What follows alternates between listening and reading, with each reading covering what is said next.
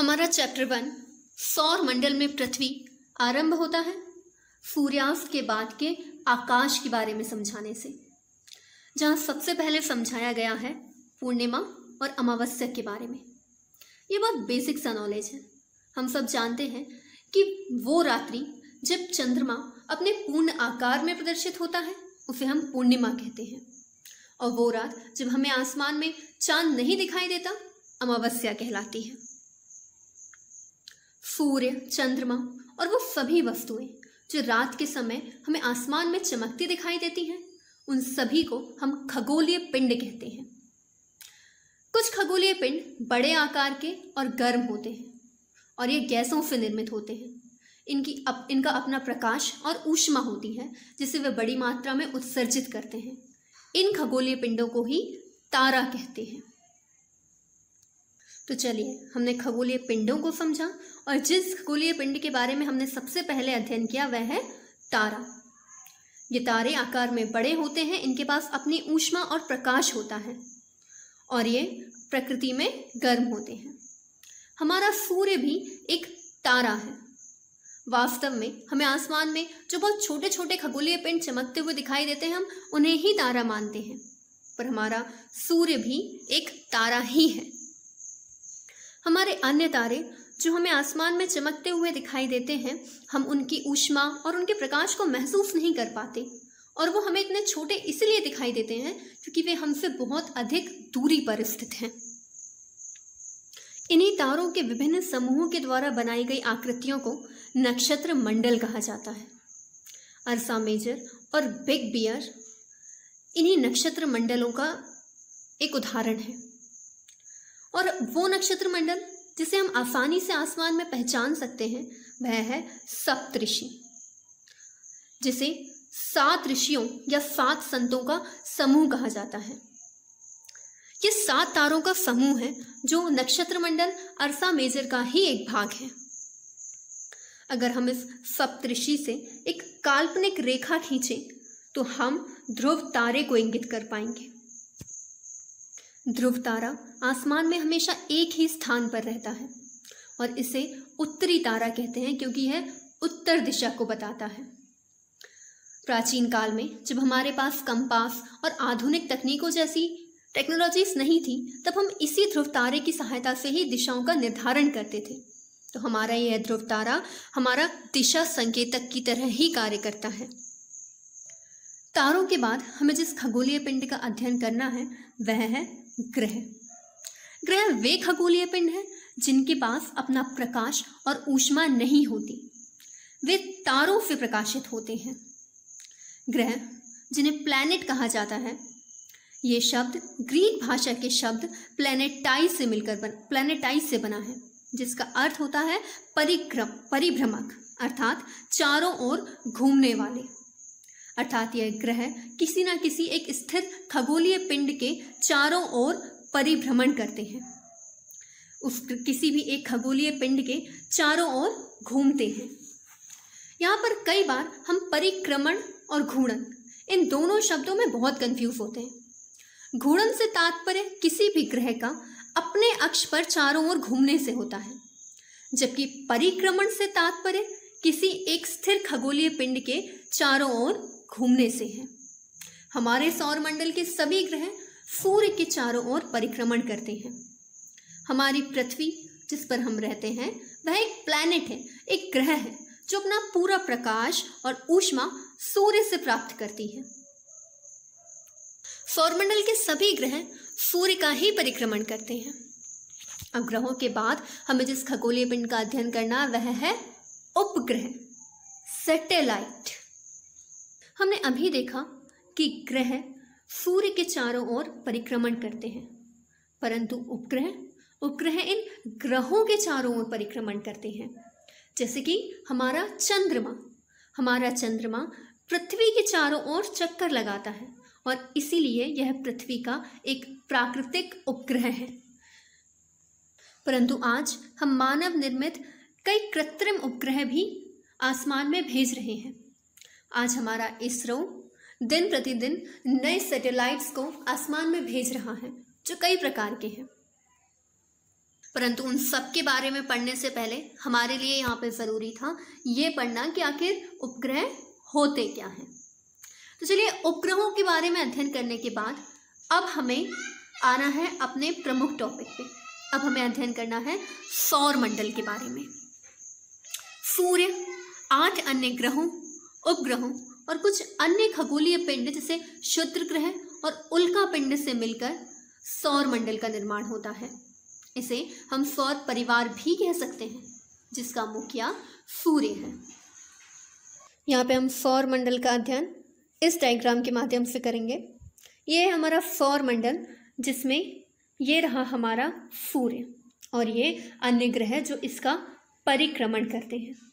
इसका सबसे पहला ग्रह है बुध, जो सूर्य के सबसे नज़दीक है और इसीलिए यह सूर्य की परिक्रमा भी सबसे कम दिनों में कर लेता है।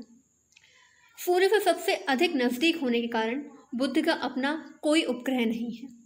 बुध के बाद आता है शुक्र। शुक्र के पास भी अपना कोई उपग्रह नहीं है और इसके बाद आती है हमारी अपनी पृथ्वी, और पृथ्वी के बाद आता है मंगल, हमारा सबसे इंटरेस्टिंग ग्रह, जिसके बारे में रिसर्च करने के लिए हम रोज़ रोज़ नए नए अनुसंधान कर रहे हैं। मंगल के बाद आता है बृहस्पति, सौर मंडल का सबसे बड़ा ग्रह। परंतु मंगल और बृहस्पति के बीच में यहाँ आती है शुद्ध ग्रहों की पेटी।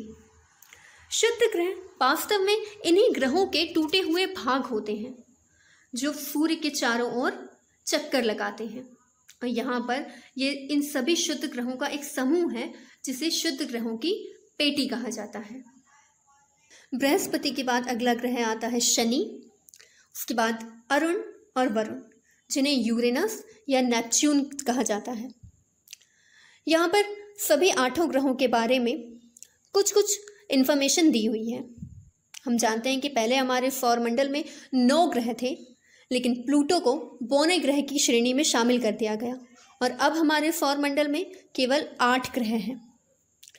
हमारी शुद्ध ग्रह की पेटी से दाईं ओर के ग्रह यानी कि बुध, शुक्र, पृथ्वी और मंगल को आंतरिक ग्रह कहा जाता है, जबकि शुद्ध ग्रहों की पेटी के बाईं ओर के चारों ग्रह बृहस्पति, शनि, यूरेनस और नेपच्यून को बाह्य ग्रह की संज्ञा दी जाती है।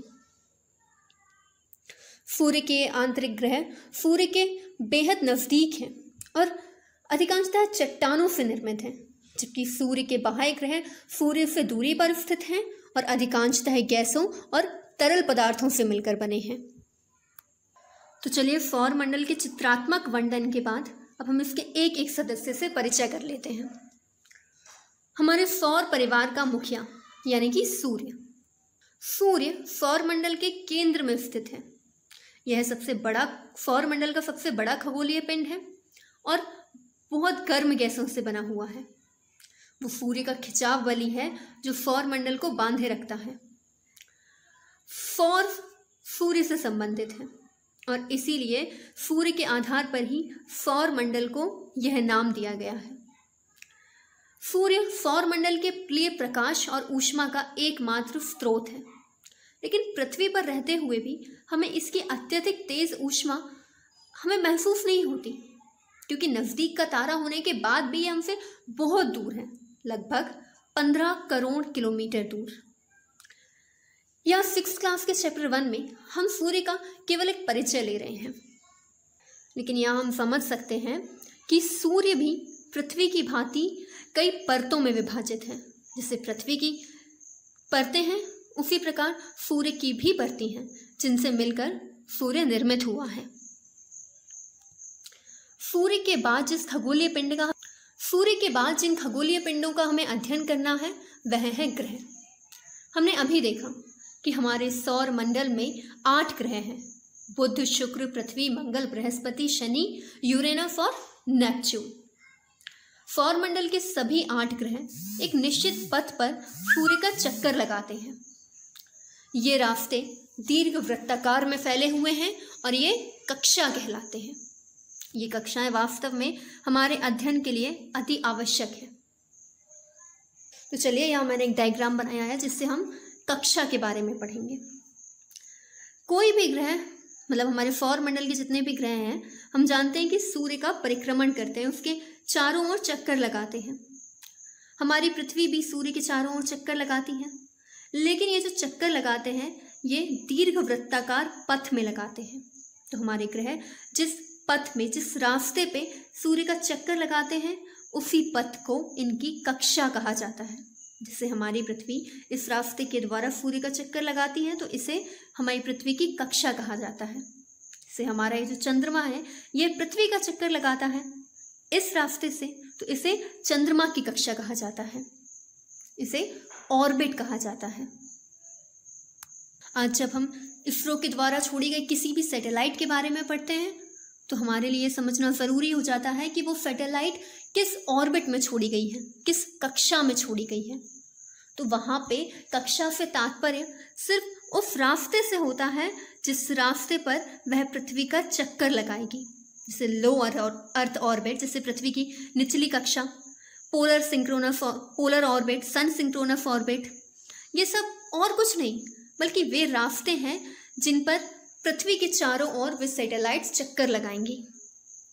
ग्रहों और ग्रहों की कक्षाओं के बारे में अध्ययन करने के बाद हमें जिस टॉपिक को पढ़ना है वो है हमारा अपना ग्रह, हमारा प्लैनेट पृथ्वी। सूर्य से दूरी के हिसाब से हमारा पृथ्वी तीसरे नंबर पे आता है और आकार के हिसाब से ये सौर मंडल का 5वां सबसे बड़ा ग्रह है। हम कहते हैं कि हमारी पृथ्वी का आकार गोल है, लेकिन वास्तव में हमारी पृथ्वी गोल नहीं है। हम जानते हैं कि हमारी पृथ्वी पे 2 ध्रुव हैं, उत्तरी ध्रुव और दक्षिणी ध्रुव।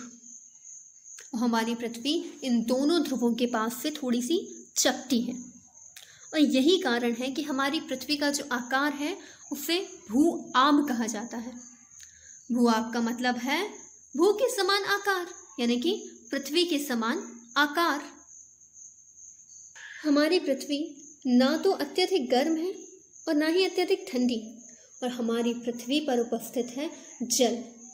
हमारी पृथ्वी के पास अपना वायुमंडल है जिसमें जीवन के लिए आवश्यक गैसें जैसे कि ऑक्सीजन है, और इसीलिए पृथ्वी को सौरमंडल का सबसे अद्भुत ग्रह कहा जाता है।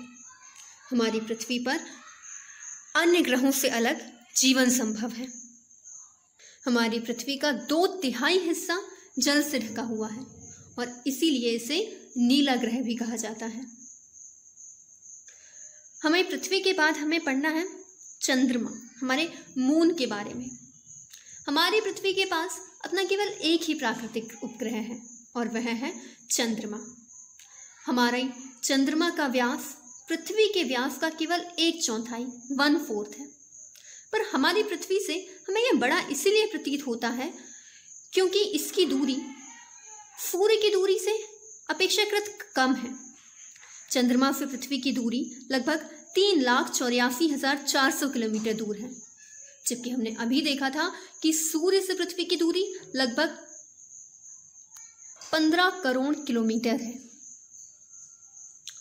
हम जानते हैं कि हमारा चंद्रमा हमारी पृथ्वी का परिक्रमण करता है, हमारी पृथ्वी का चक्कर लगाता है, और हमारी पृथ्वी का चक्कर लगाने में चंद्रमा को केवल 27 दिनों का समय लगता है।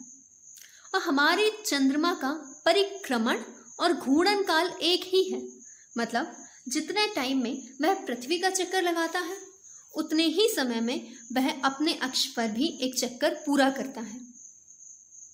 और इसीलिए हमारा चंद्रमा पृथ्वी के साथ टाइडली लॉक सिचुएशन में होता है, अर्थात हम हमारी पृथ्वी से चंद्रमा का केवल एक ही भाग देख पाते हैं।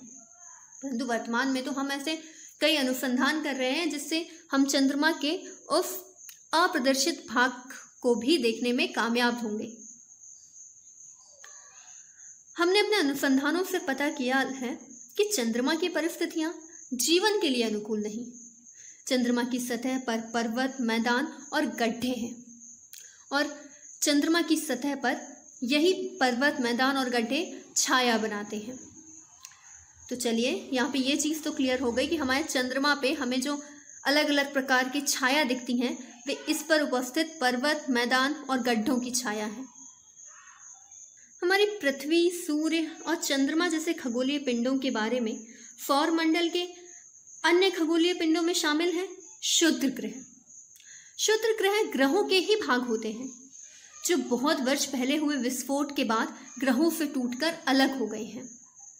भी अन्य तारों, ग्रहों और उपग्रहों की भांति सूर्य का परिक्रमण करते हैं। बृहस्पति और मंगल की कक्षाओं के बीच ही पाई जाती है ये शुद्ध ग्रहों की पेटी। ये असंख्य छोटे छोटे क्षुद्र ग्रह हमारे सूर्य का चक्कर लगाते हैं। उल्कापिंड, सूर्य के चारों ओर चक्कर लगाने वाले पत्थरों के छोटे छोटे टुकड़ों को उल्कापिंड कहा जाता है। ये उल्कापिंड कई बार पृथ्वी के इतने पास आ जाते हैं कि पृथ्वी पर गिरने की प्रवृत्ति में होते हैं और इस दौरान वायु के साथ घर्षण करने के कारण ये गर्म होकर जलने लगते हैं और चमकदार प्रकाश उत्पन्न करते हैं। इसे ही हम कई बार टूटता तारा भी कहने लगते हैं। कई बार ये उल्का पूरी तरह जले बिना ही पृथ्वी के धरातल पर गिर जाते हैं और गड्ढे बनाते हैं। हमारे सूर्य, चंद्रमा, शुद्ध ग्रहों और उल्का पिंडों सभी खगोलीय पिंडों का अध्ययन करने के बाद हमें जिसके बारे में पढ़ना है वो है आकाशगंगा। यह असंख्य तारों का समूह है और हमारा सौरमंडल इसी आकाशगंगा का एक भाग है। और यहाँ सबसे इंटरेस्टिंग पार्ट जो है वो है इसका नाम। प्राचीन काल में यह कल्पना की जाती थी कि हमारे आकाश में प्रकाश की एक नदी बहती है और हम जानते हैं कि नदी का पर्याय ही हम महान गंगा को कहते हैं। तो यह कहा गया कि आकाश में एक तारों की गंगा बहती है जिसे आकाश गंगा कहा जाता है। आकाश गंगा करोड़ों तारों, बादलों तथा गैसों की एक प्रणाली है। अनेकों आकाश गंगाएं मिलकर ब्रह्मांड का निर्माण करती हैं। तो यहाँ पर हम ब्रह्मांड की विशालता की कल्पना ही कर सकते हैं। हम समझ सकते हैं कि हम इस ब्रह्मांड का एक कितना छोटा पार्ट है। हम पृथ्वी पर रहते हैं। पृथ्वी सौरमंडल का एक भाग है। सौरमंडल आकाशगंगा का एक भाग है और हमारी आकाशगंगा इस ब्रह्मांड का एक भाग है जहाँ पर अनेकों आकाशगंगाएं हैं।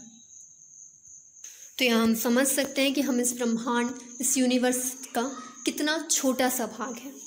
पीके ने भी कहा था ना कि हम इस पूरे ब्रह्मांड के छोटे से गोला का छोटा सा आदमी है।